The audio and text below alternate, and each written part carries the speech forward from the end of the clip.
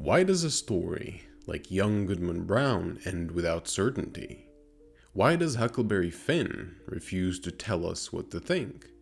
Why do so many American novels feel like they hesitate at the moment of conclusion? There is a temptation to explain this by saying American literature is uncertain. But that explanation doesn't fully explain what's happening. American literature grew out of a culture that was never held together by a single inherited story.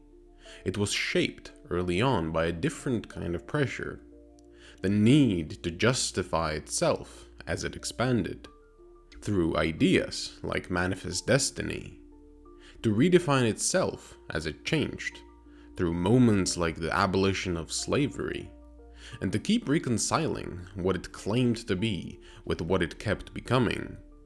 And that tension runs through everything, because America didn't begin as a settled narrative. It began as a promise of purity, of purpose, of a city up on a hill. And at the same time, it began as a movement outward, land being taken, wealth being built, desire moving faster than it could be explained. Take Young Goodman Brown by Nathaniel Hawthorne. A man leaves behind the safety of his Puritan town and enters the forest. But the forest is not simply wilderness. It feels like a place where the structure of certainty loosens, where roles stop holding, and reality becomes harder to read. Figures appear in the forest that resemble the people from his town, the people he trusts. A gathering takes place that might be a ritual, or might be a vision. The story never stabilizes long enough to decide between the two. What matters is what remains afterward. Brown returns back home to his wife, Faith. But the world no longer holds together in the same way. And he doesn't just doubt the people around him. He doubts the very faith he clung on to until now. In Hawthorne's story, the forest carries a specific weight. It becomes the space where the moral clarity of Puritan life stops confirming itself. Puritanism was built on visibility, the belief that a righteous life could be read, judged, and affirmed. A city upon a hill depends on being seen clearly. But Hawthorne turns that structure inward. The forest becomes what happens when visibility fails, when the self no longer reflects the moral order it was supposed to belong to.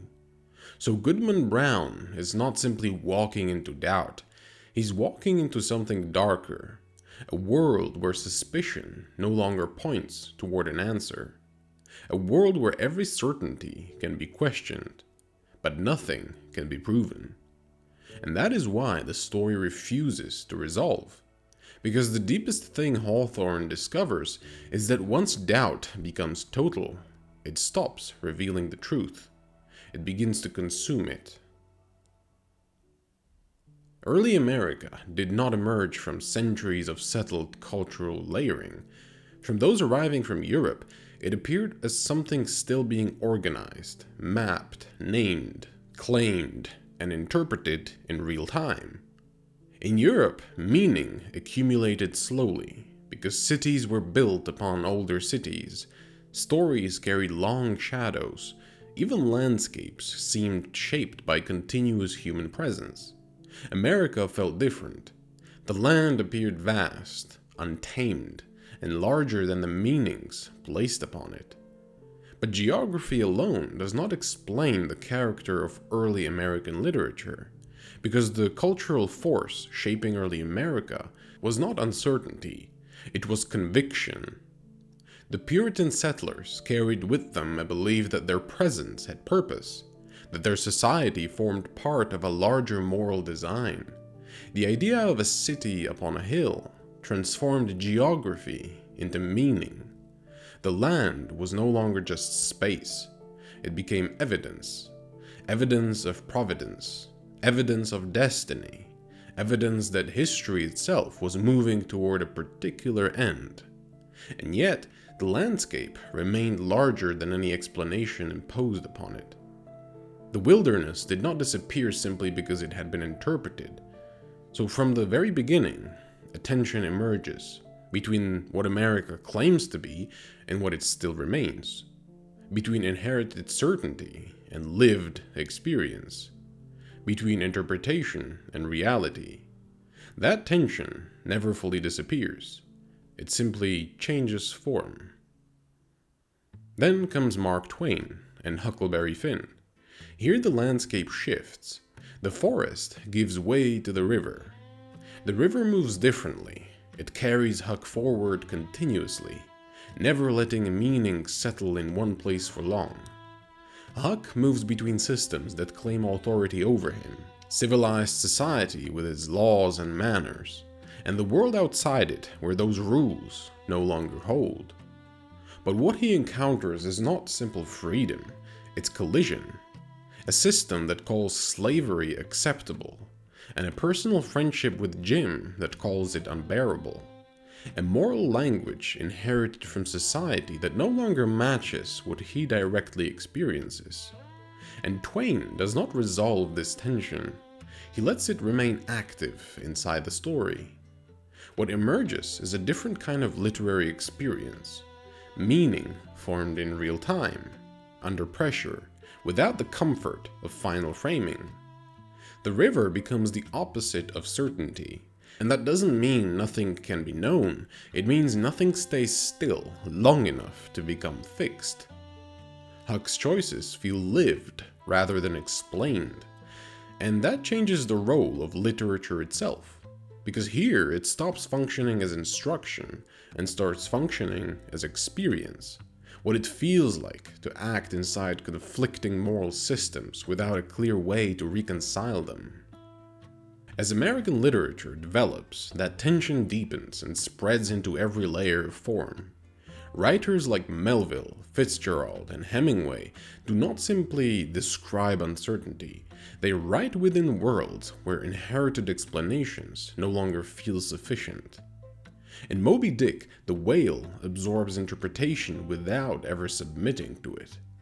In The Great Gatsby, desire becomes visible as a structure people can see, pursue, and organize their lives around, yet never fully reach. Hemingway strips language down until what remains feels almost like residue. What survives after explanation has been pushed to its limits. Across all of these writers, something shifts in the role of truth. Truth no longer appears as something waiting patiently to be uncovered. Instead, it begins to feel distant, elusive, something that can be approached but never fully possessed. And beneath this transformation, older American tensions remain. A culture shaped by moral visibility gradually merges with a culture shaped by expansion, ambition, and desire. Puritan discipline does not disappear though, it changes form. The need to measure oneself against an ideal survives, but the ideal itself shifts. Salvation becomes success, virtue becomes achievement, recognition becomes a kind of proof. Even desire becomes organized and structured. And here, a strange paradox emerges. The same society that once worried about hidden sin eventually becomes incredibly skilled at making longing visible. Visible, measurable, comparable, and ultimately something that can even be sold. What connects these moments, the forest, the river, the fractured modern world, is not a lack of meaning. It is the pressure created when moral certainty, expanding desire, and constant self-reinvention all exist in the same cultural space. America doesn't inherit a finished story. It builds its story while also having to justify it, display it, and expand it. That produces a specific kind of literary energy. Stories carry moral systems that no longer fully align with lived experience. Characters move through worlds where inherited language and immediate reality don't quite match. Endings arrive without finality because the frame that would make them final is still shifting. And meaning doesn't disappear. It stays in motion. In European literature, stories often feel like they settle into something older than themselves. In American literature, stories keep moving through what they are trying to become. Across forests, rivers, cities, and dreams, there is a consistent pressure running underneath. A culture trying to hold together moral vision, expanding desire, and constant self-definition. And maybe that is why the endings feel open. Not because nothing is resolved, but because resolution itself doesn't last.